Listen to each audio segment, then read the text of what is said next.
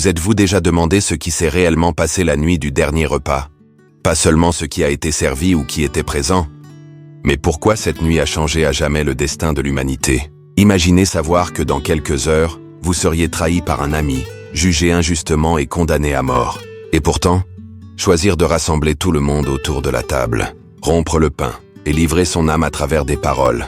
Ce n'était pas seulement un repas, c'était une déclaration de guerre spirituelle. Un adieu rempli de codes, de promesses et de révélations qui résonnent encore aujourd'hui dans chaque église, à chaque sainte scène, dans chaque cœur qui cherche à comprendre l'amour du Christ. Aujourd'hui, vous allez plonger avec moi dans les coulisses du repas le plus mystérieux et décisif de Helm Histoire. Et vous découvrirez des vérités cachées, des gestes éternels et des promesses faites par Jésus, spécialement pour vous. Si ce message a déjà touché votre cœur, aimez cette vidéo. Partagez-la avec quelqu'un qui a besoin d'entendre cette parole et laissez un commentaire. Seigneur, révèle-moi les secrets de la dernière scène. Et bien sûr, abonnez-vous à la chaîne pour ne manquer aucune histoire qui transforme des vies. Continuons. La nuit tombait sur Jérusalem, mais dans le monde spirituel, une tempête se formait. Tandis que les foules se rassemblaient pour célébrer la Pâque, les chefs religieux complotaient en silence la mort de Jésus. L'Empire romain observait attentivement tout signe de révolte. Et au milieu de tout cela, l'agneau de Dieu préparait son dernier repas avec les disciples. Mais pourquoi ce repas était-il si stratégique? Jésus ne laissa rien au hasard. Il savait qu'il était surveillé. C'est pourquoi il envoya 2 disciples en avance avec une instruction mystérieuse. Suivez l'homme qui portera une cruche d'eau. Ce détail semble insignifiant, mais dans la culture juive, il était rare de voir un homme accomplir cette tâche. Était un moyen discret de donner un signe. Ils le suivirent jusqu'à une maison dotée d'un étage supérieur. Là, dans un lieu simple mais sacré, Jésus lui-même prononcerait des paroles qui résonneraient à travers les siècles. Mais ce lieu était plus qu'une salle. C'était le cénacle, un symbole d'alliance, de révélation et de préparation. L'atmosphère était tendue. Les disciples ne comprenaient pas pleinement ce qui allait se passer. Ils espéraient peut-être une nouvelle phase du ministère. Pas un adieu. Judas avait déjà accepté de trahir le maître. Le Sanhédrin cherchait le moment exact pour agir. L'Empire romain gardait ses soldats en embuscade pour étouffer toute menace. C'était un champ de bataille invisible, et le roi des rois s'apprêtait à s'asseoir à table comme un serviteur. Mais pourquoi Jésus a-t-il choisi ce moment, ce repas, cette nuit? Parce que c'était la Pâque. La fête qui rappelait la libération de l'Égypte, quand le sang de l'agneau avait épargné les maisons marquées. Et maintenant, le véritable agneau était là, sur le point d'être sacrifié, non pour sauver d'un pharaon, mais pour sauver du péché et de la mort éternelle. En entrant dans le cénacle, Jésus n'a pas seulement commencé un repas, il a inauguré le début de la fin et le commencement de l'éternité. La table était dressée, les lumières étaient tamisées, l'atmosphère chargée d'une solennité que les disciples ne comprenaient pas encore. Jésus s'assoit parmi eux, non pas comme un roi exalté, mais comme un maître humble et un ami blessé, sur le point de se livrer. C'était le dernier repas, mais ce n'était pas un simple adieu. Jésus commence par une déclaration qui coupe l'air comme une épée. En vérité, je vous dis qu'un de vous me trahira. Les cœurs se serrent. Le regard de chacun cherche la sécurité dans les yeux de l'autre. Est-ce moi, Seigneur? Même Judas demande. Et Jésus, avec une sérénité effrayante, confirme sans éclat, plongeant tous dans un silence de tombeau. Mais Jésus ne s'arrête pas là.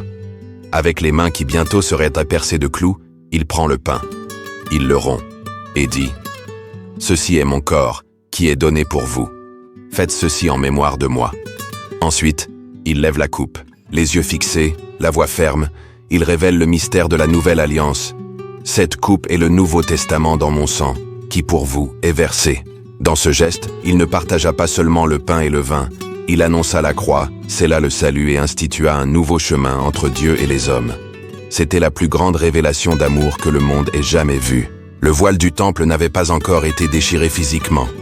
Mais spirituellement, à cette table, la séparation entre le ciel et la terre commençait déjà à s'effondrer. Et comme si cela ne suffisait pas, Jésus se lève. Il prend une serviette. Il s'agenouille devant les disciples. Oui, le Fils du Dieu Très-Haut lave les pieds des hommes. En silence, il va de l'un à l'autre. Pierre résiste. Il est trop fier pour accepter une telle humilité. Mais Jésus répond avec douceur. Si je ne te lave pas, tu n'as pas de part avec moi. Combien de fois avons-nous résisté à cet amour en nous jugeant indignes? Mais voici elle et essence de elle, Évangile. Nous ne sommes pas dignes, mais il nous a aimés malgré tout. Lors de ce repas, Jésus enseigna que la grandeur ne réside pas dans le pouvoir, mais dans le service. Et que le véritable amour se révèle dans l'humilité, le sacrifice et le don total. Pendant ce temps, le cœur de Judas s'obscurcit. Il a mangé du pain, le signe silencieux qui confirme sa décision. Puis, il s'en va, et il faisait nuit.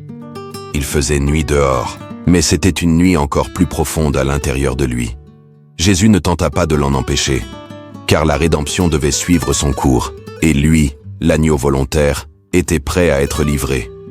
L'atmosphère n'était plus la même. Judas était parti. La trahison était maintenant une réalité en mouvement. Mais Jésus, bien qu'il savait tout, choisit de consoler plutôt que de se plaindre, enseigner plutôt que de fuir, aimer jusqu'à la fin. Là, au cœur de la nuit la plus sombre de l'histoire, il ouvre son cœur comme jamais auparavant. Il commence par des paroles qui résonnent comme un testament éternel. Que votre cœur ne se trouble pas. Croyez en Dieu.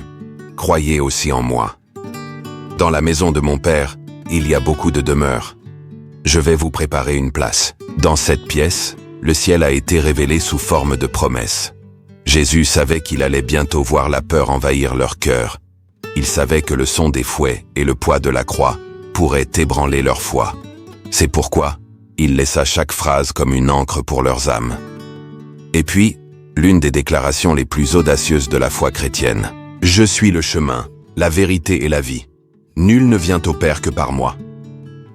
Aucun autre leader religieux de l'histoire n'a parlé ainsi. Aucun maître n'a désigné lui-même comme l'unique accès au Créateur. Jésus n'a pas offert une doctrine, il s'est offert lui-même.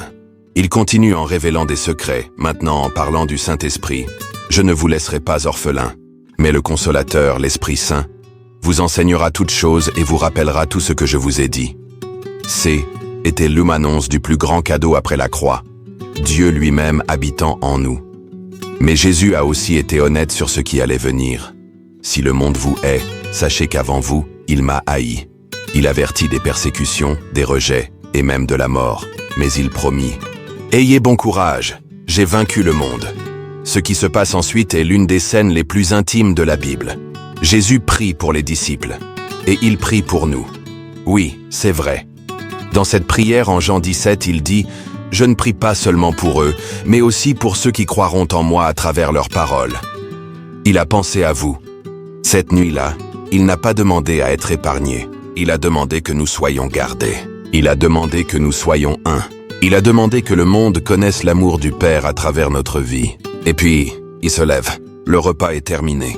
La prière a été faite. L'âme est prête. Il quitte le cénacle et marche vers Gethsémane. Aujourd'hui, vous n'avez pas besoin d'être à Jérusalem, ni d'entrer dans un cénacle physique, car le roi est toujours à la table. Il partage encore le pain. Il s'agenouille toujours pour laver les cœurs blessés. Que ferez-vous de cette invitation? Commentez ci-dessous.